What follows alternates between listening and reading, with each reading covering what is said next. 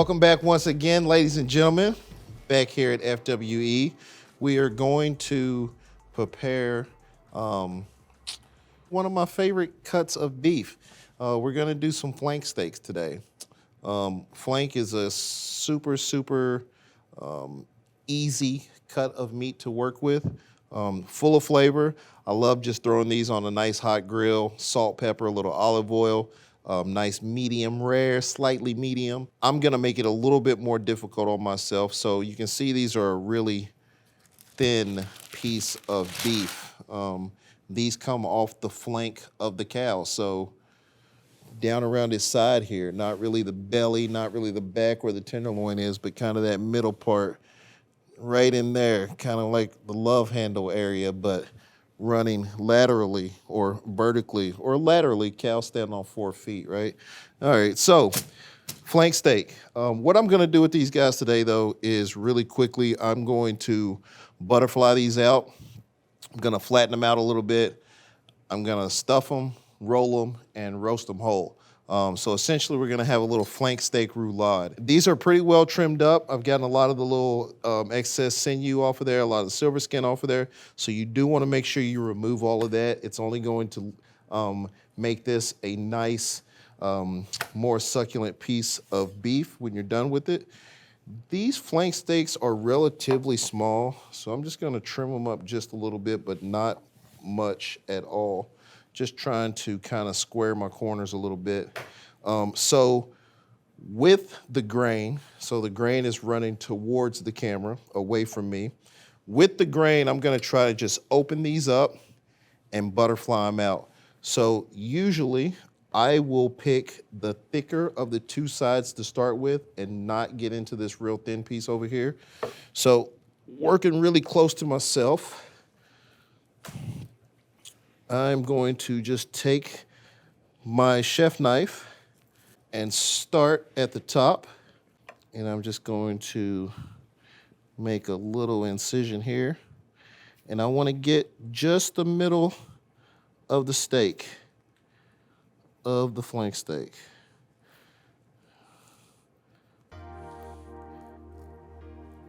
And you can see that's starting to just unfold. So I'm just gonna follow that seam that I've created. Take your time, just a little bit of an incision at a time. It's not a race.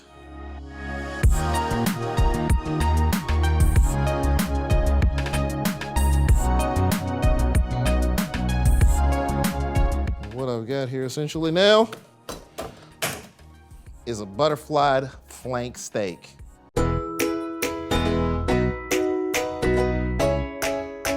You know, butterflies are responsible for pollinating like 80% of the world. A lot of people think they're bees. Butterflies play a very important role. Milkweed. So my wife got me into like gardening. We watch birds and stuff. And now butterflies. So we've been getting some monarch butterflies. We planted some milkweed. I don't know why we're talking about butterflies. Let's get back to the beef. What do you think? You think? Yeah, all right. So anyway, also back to the butterflies though. Did you know also that butterflies, monarch butterflies in general, have the longest migration of any species on the planet? Google it. Yeah, pretty amazing. That same process on flank number 2 over here.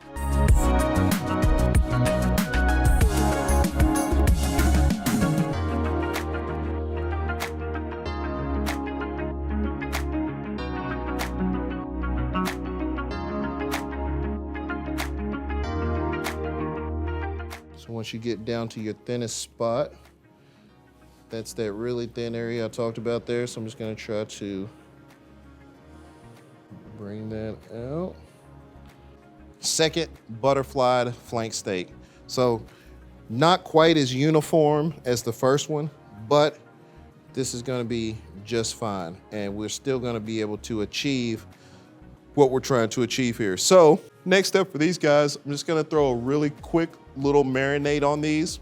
I'm gonna let these marinate a couple hours, even to overnight, to let some flavor set in there. Don't want to over season these.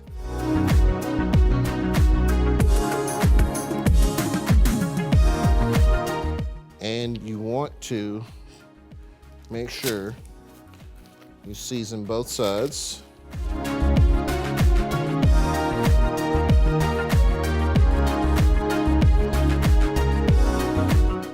Just a little bit of olive oil.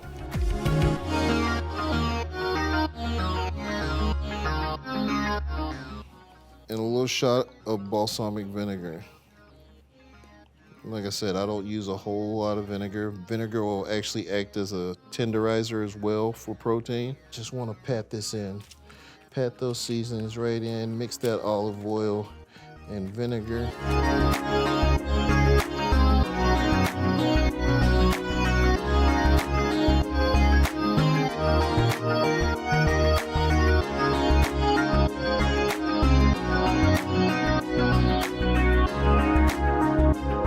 I would consider this a dry marinade because it's not like submerged in liquid or any type of vinegar or fat. It's essentially dry. Just to maintain that, a lot of people would just throw a cover on this way. Just take your plastic wrap and just push it down directly onto whatever it is you're marinating. That will help the marinade stay in contact with what it's supposed to be in contact, which is the beef. Okay, I'm gonna press out as much of that air as I can, and then I will cover the entire pan. We're gonna let these rest overnight. We're gonna come in the morning, roll these up into some nice, beautiful roulades, and get them ready for the oven.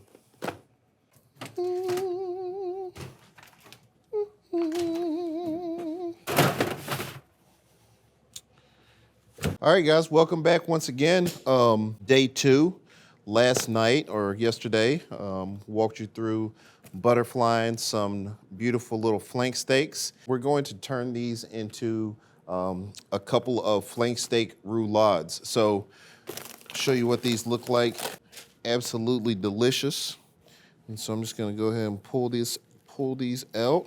And what I have here is just a little mixture. We're gonna stuff these with a little sauteed spinach, roasted red peppers, sauteed onion, garlic, a little fresh thyme, and some gorgonzola cheese. So what you wanna do is you want to roll with the natural grain of the beef. So I'm just gonna start by placing a bit of my filling.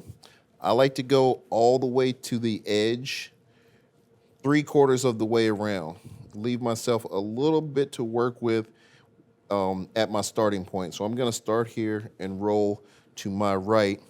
So I'm gonna go ahead and just lay this filling right down on the top of this flank steak. I'm gonna go ahead and just sprinkle a little bit of this gorgonzola right over the top. Blue cheese and beef, one of my favorite flavor combinations. I don't think there's a better cheese, maybe cheddar, but only on a burger. When it comes to steak, blue cheese, it's the way to go, man. Work in a position that's comfortable for you. So I'm just gonna turn my cutting board here and roll this guy up. So you just wanna make one initial roll there. Keep it as tight as you can. And you're just gonna roll this guy right up. Don't worry too much about making it beautiful.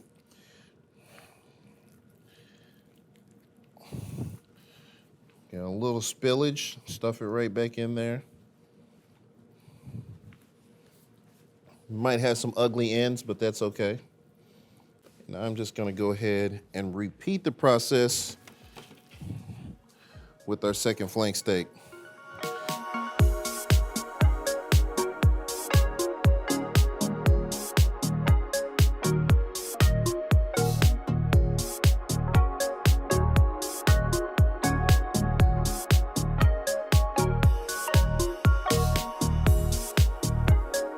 there's just a couple of more steps that we need to do to these. And that involves a bit of twine.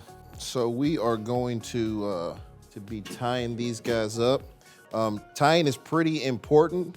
You know, you can do these a couple of different ways. People tie truss different pieces of protein, different things that they're cooking, a ton of different ways. But it is important to tie these up because what you don't want to happen is for these, when they start to cook, to start essentially unrolling on you. You really want the final presentation that we'll show you here in a little bit, but make sure you tie these up nice and tight. Whatever method you want to use, I'm sure is gonna be fine, but simple little truss. You want to tie this relatively tight. You don't want it so tight that you're making all of your stuffing be expelled out, but you want to make sure you're keeping a nice tight rope on this to keep everything in place. So simply gonna go ahead and finish with the tying of these.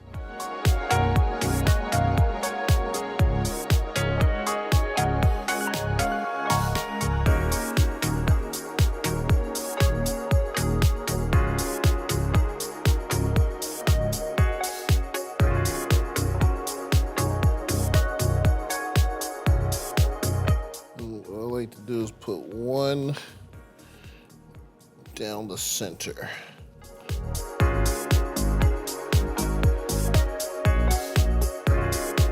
There's the baby, beautiful baby. Finish tying up the second one and we'll get these in the oven.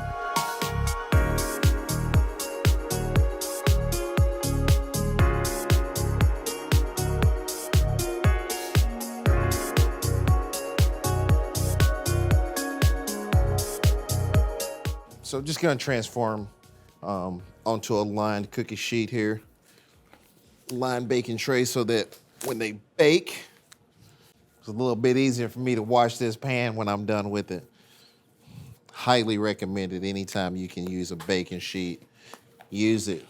Unless, of course, you get somebody else to wash dishes. And that's only if you don't like them. You know, if you like them, you might wanna try and make it a little easier on them. These guys getting lined up on the here. That's pretty, not so much. So I've got this guy preheated at 350 degrees, cooking by time. We're gonna cook it for 45 minutes. We're gonna hold at 140.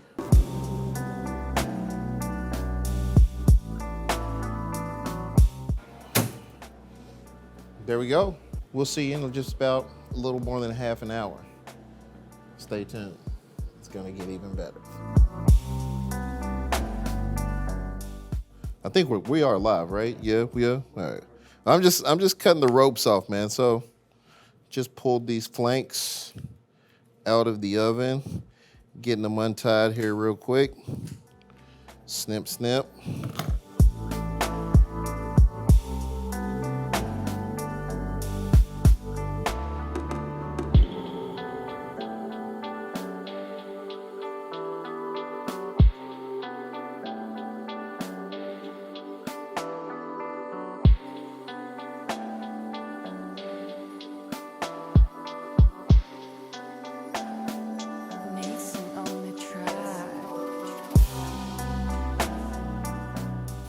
Just a little piece, man.